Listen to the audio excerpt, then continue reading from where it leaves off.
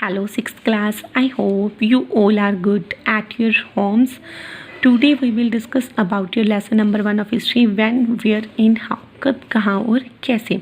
यानी कि हिस्ट्री मतलब इतिहास में से हमें अपनी इनके बारे में पता चले कि हमारे पूर्वज कब आए, कहाँ से आए, कैसा जीवन व्यतीत करते थे, वो क्या खाते थे, क्या पहनते थे, पहले क्या थे। ठीक है जी। जो हमारी हिस्ट्री है बेटा वो 3 पार्ट्स में डिवाइडेड है, pre history, proto history and history.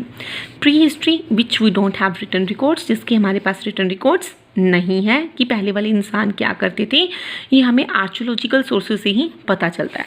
History कि हमें जिसके हमारे पास रिटन रिकॉर्ड्स हैं कि हमारे इंडिया में कौन सी सिविलाइजेशन आई, कितने टाइम के लिए वो वहाँ पे रही। प्रोटो हिस्ट्री होता है जो इनके बीच का ट्रांजिशन पीरियड होता है, जो मतलब ओरली चीज़ों को ट्रांसलेट किया जाता है हिस्ट्री के अंदर, उसको क्या बोलते हैं, प्रोटो हिस्ट्री कहते हैं। ठीक है जी। इस चैप्टर के अंदर आप यही पढ़ेंगे कब, कहाँ और कैसे ये सारी चीज़ें होत में आई।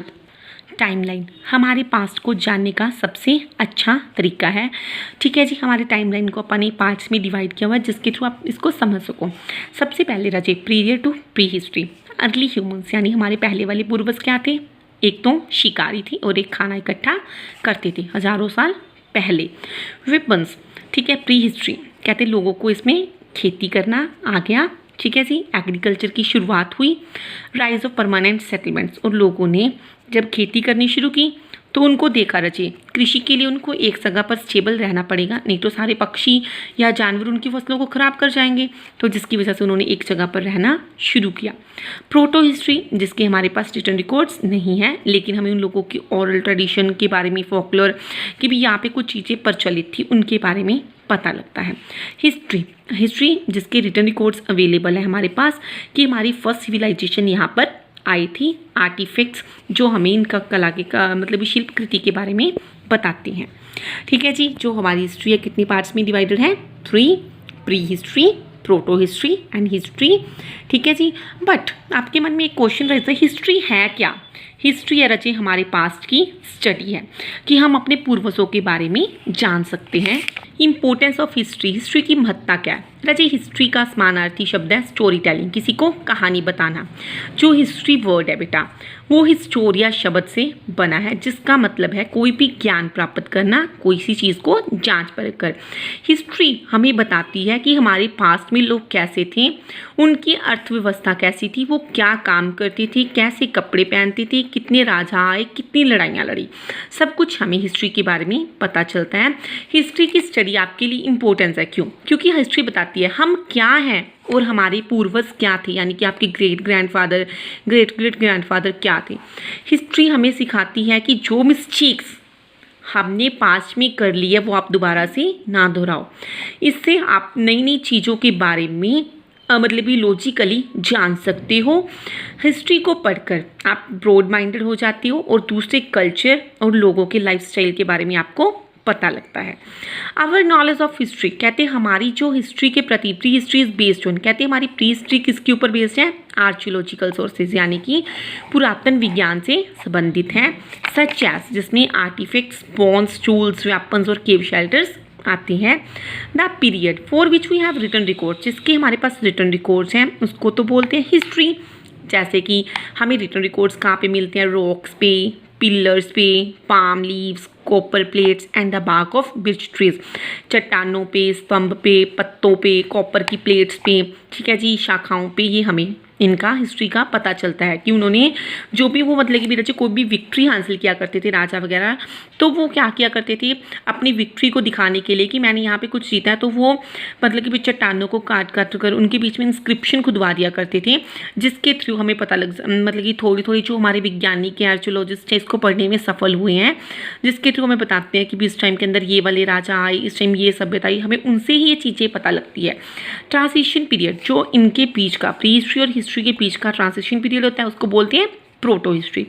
Significance of dates in history, आपको पता है डेट्स बहुत इंपॉर्टेंट है हमारे लिए, है ना जी। हिस्ट्री को जानना है तो डेट्स इंपॉर्टेंट है। पहले रचे लोग थे वो गिनती थी जो भी बैकवर्ड काउंट किया करते थे before the birth of Christ. तो लेग से जो डेट्स थे वो उल्टी काउंट किया करते थे, जबकि क्रिश्चियन का बर्थ नहीं हुआ था। जब क्रिश्चियन का बर्थ हुआ तो लोगों ने डेट सीधी काउंट करनी शुरू की। जैसे लाइक पहले लोग डेट्स काउंट करते थे जैसे मतलब ये वो काउंट करते थे 100, 99, 20, 98, 87 ऐसे डेट्स काउंट करते थे। हाँ, फिर बाद में जैसे डेट्स स्टार्ट होगी 1, 2, 3, 4, फिर लोगों ने सीधा स्टार्ट किया।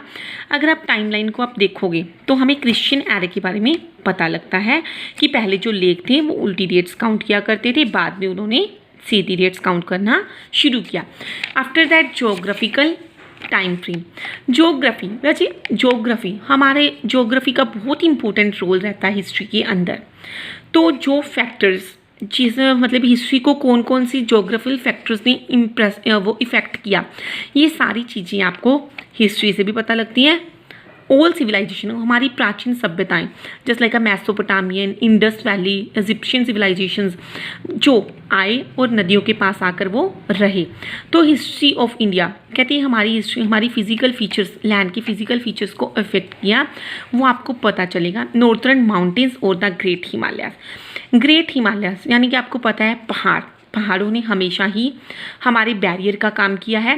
कहते जो हमारे पास में हमारे देश के ऊपर जो भी हमलावर आते थे तो उनको भी चेक किया करते थे, और हमें लो लाइंग पासिस के बारे में पता चला है। पासिस यानी कि रस्तों के बारे में पता चला है जिसमें लोग जैसे पहाड़ों से लोग आया करते थे, ट्रैवलिंग करके आया करते थे। और जैसे कि हमारे देश में काफ़ी विद्वान आए, व्यापारी आए जो हमारे देश में व्यापार करने के लिए आते थे और अपनी नई नई विचार, नई नई रिवाज और नई नई परंपराएं लेकर आते थे और हमारे देश के अंदर ही छोड़कर चले जाते थे या कुछ यहीं पे आकर ही रह जाते थे, जिसकी वजह से हमारे कल्चर को उन्होंने क्या किया, डाइवर्स फाइट किया। ठीक है जी। After that the northern plains आपको पता है पहाड़ों के नीचे क्या आते हैं, प्लेन्स। ठीक है जी। प्लेन्स क्या होते हैं, बहुत ज़्यादा उपजाऊ होते हैं। उपजाऊ होने की वजह से ही हमें पता है कि जो हमारी प्राचीन सभ्यताएं हैं इन नदियों के पास रही थी, क्योंकि जो हमारी प्लेन्स हैं उनकी मिट्टी क्या होती है, उपजाऊ होती है। उपजाऊ की वजह से वो लोगों ने यहाँ पर खेती की और यहाँ पे काफ़ी पावरफुल किंगडम्स का भी क्या हुआ, स्टैब्लिशमेंट हुई। जैसे लाइक मौर्यास, गुप्ताज यहाँ पर ही रहे। उन्होंने काफ़ी लंबे समय तक हमारे देश के ऊपर राज भी किया। और ये एरियाज़ क्या थे, काफ़ी ज़्यादा डेंसली पॉपुलेटेड होते हैं। क्यों डेंसली पॉपुलेटेड होते हैं ज़्यादा, क्योंकि यहाँ पे क्या होता है, एक तो गुड ट्रांसपोर्ट होता है, क्लाइमेट अच्छा होता है, फर्टाइल सॉइल, मिट्टी अच्छी थी, वाटर अच्छा था और सारी चीज़ें जो राजाओं वगैरह को थी वो आसानी से मिल जाया करती थी। प्लेट्यू डेफिनेटली दक्षिण पठार, जो हमारा दक्षिण पठार है वो रचे हमारी विंध्या रेंज और सतपुड़ा रेंज से अलग हो जाता है। इसने भी हमलावरों को आने के लिए, हमलावरों ने यहाँ पर भी काफ़ी हमले किए लेकिन कम किए, इसीलिए यहाँ पर पावरफुल किंगडम्स आई जैसे लाइक चोलास, चेरियाज, राष्ट्रकूटाज ने यहाँ पर राज किया। ओशियंस और सीज कहते हैं समुद्रों और महासागरों ने भी लोगों को व्यापार के लिए उत्साहित किया। जो इंडिया है एक पेनिनसुला है ना, उसके तीनों तरफ क्या है, पानी है। हमारे साउथ में क्या है, इंडियन ओशियन है। वेस्ट में क्या है बेटा, अरेबियन सी है। ईस्ट में क्या है, बे ऑफ बंगाल है, जिसने हमारे एरियाज़ को, हमारे कोस्टल्स, हमारे समुद्रों को काफ़ी प्रभावित किया, समुद्री मैदानों को, और जिसकी वजह से यहाँ पर भी काफ़ी डायनेस्टीज एस्टैब्लिश हुई और इन्होंने हमारे देश के अंदर राज किया और काफ़ी समय तक हमारे देश के साथ ये व्यापार भी करते रहे।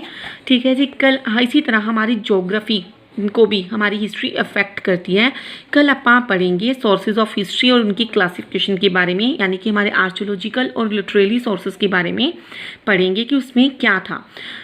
Today you have to read this things carefully. Thank you all of you. Bye bye.